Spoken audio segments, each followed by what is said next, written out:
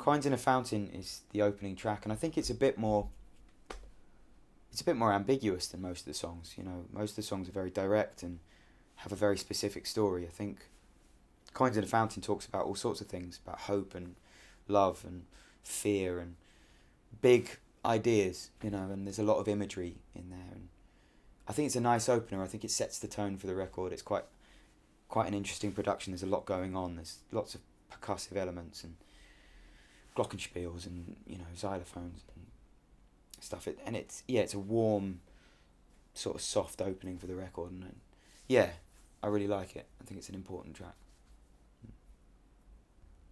27 is a song that I wrote unbelievably when I was 27 years old.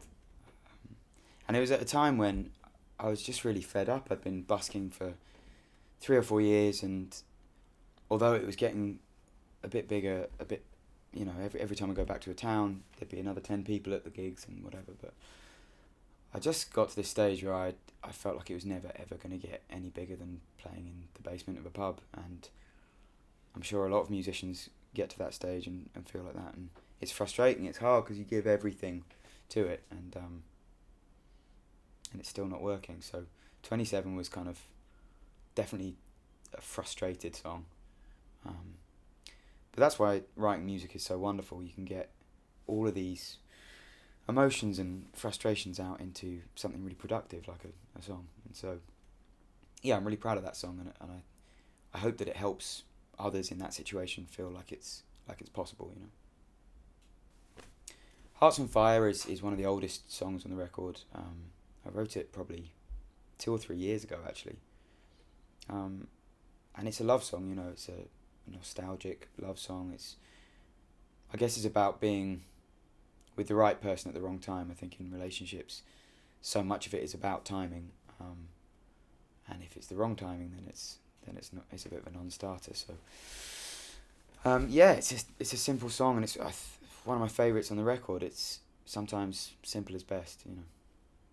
Bullets has a really specific story behind it. Basically, I met this guy several years ago.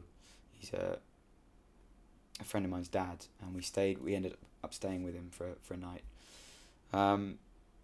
And he'd been collecting bullets since he was a kid, since he was 8 or 9 years old, and over the years he collected this vast collection of bullets, and built all these lovely cabinets to house them in, and it was kind of like this little bullet museum in his spare room.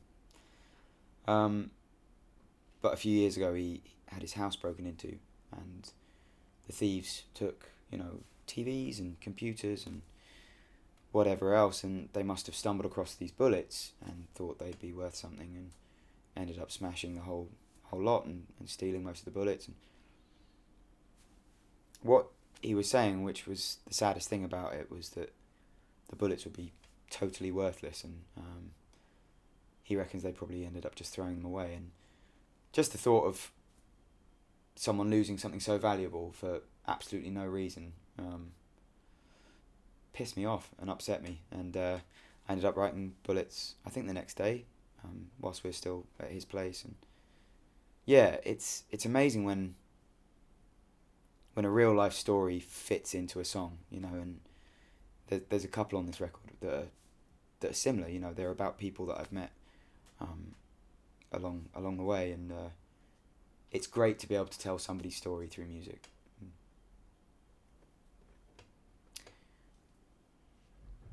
Golden Leaves is a sad song. It's about a couple getting older together.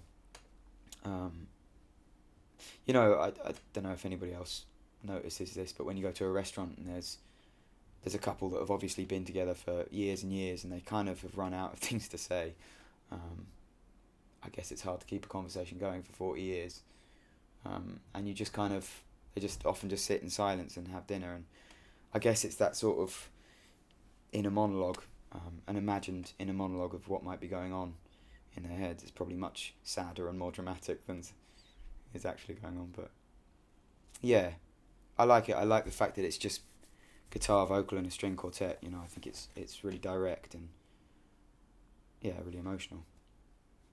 Thunder is it's a funny song, Thunder. I was unsure whether to put it on to the album or not because it doesn't have as much weight to the other songs as the other songs. It's a bit of fun. It's silly. I'm not really sure what it's about. Like I wrote it and these lyrics just kind of flew out of my mouth. And all you need to know is it talks about baby turtles in the chorus. So we're sort of hoping that if they ever make Finding Nemo 2, they're going to ask us to use Thunder. Baby turtles is perfect. Rolling Stone is about a conversation I had with somebody a little while ago. My life's pretty crazy. I'm travelling all the time. And it's difficult to uphold relationships. It's a wonderful life. You get to see the world. You get to play your music to people who sing the words back to you, and I couldn't ask for anything more. But it does have downsides, and you miss your mates' weddings and christenings and birthdays, and you miss people. You miss people all the time. You miss your family and your friends and stuff. And yeah, so Rolling Stone is really just written about one of those times where I was feeling really, really lonely. Start a Fire is a pretty interesting song. It's like nothing else I've written really. It's pretty epic. It kind of sounds like it could belong in an old western, and it follows this guy's life. In the beginning, it's talking about him being a baby and being born. And as the song progresses, he turns into a man and then gets older and eventually dies. Wouldn't be Passenger if there wasn't death involved.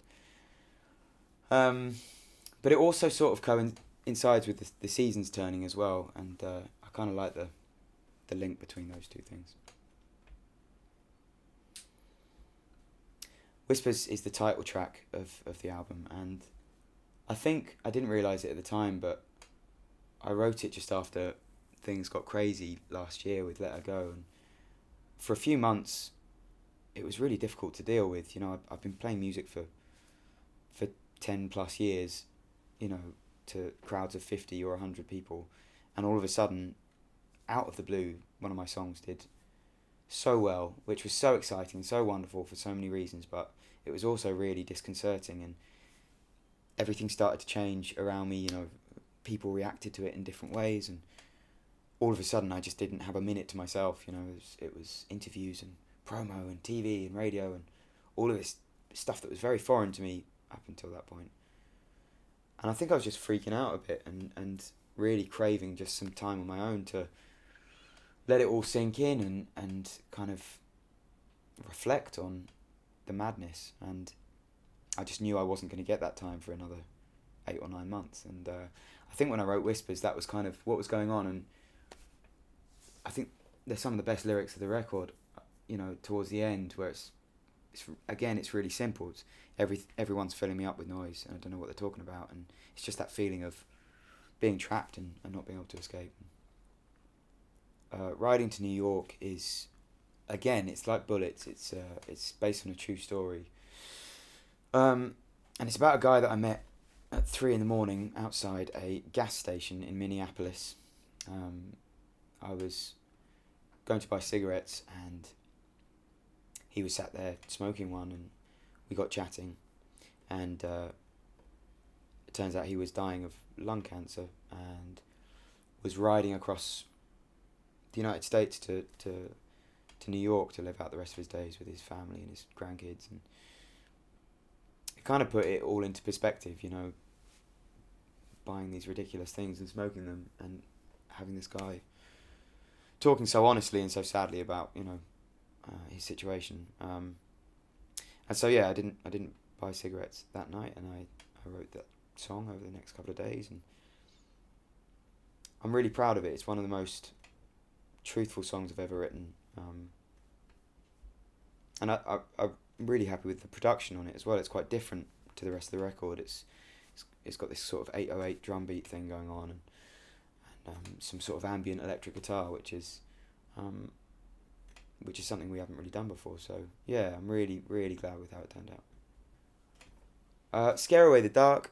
It's a bit of a rant, really. I guess it started with the idea of how technology is taking over the world and our lives. And you know, I especially notice it because when I'm playing a gig, you just constantly see oceans of mobile phones staring at you. And you know, back in the day, you didn't have that. You'd have faces, you'd have human faces and reactions and eyes, and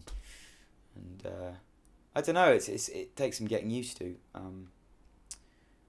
And it's yeah, it started with that, and then you know, it's a social comment really on where society is at and the way we kind of rush through our lives.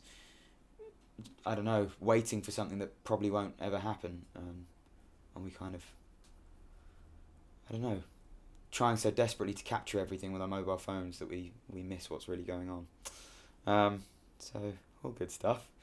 Um, but yeah, and I'm definitely not judging anyone. Like I'm just as bad on Facebook and Angry Birds and everything else as everybody else is. But it's just, I guess it's a little reminder to go camping every now and again.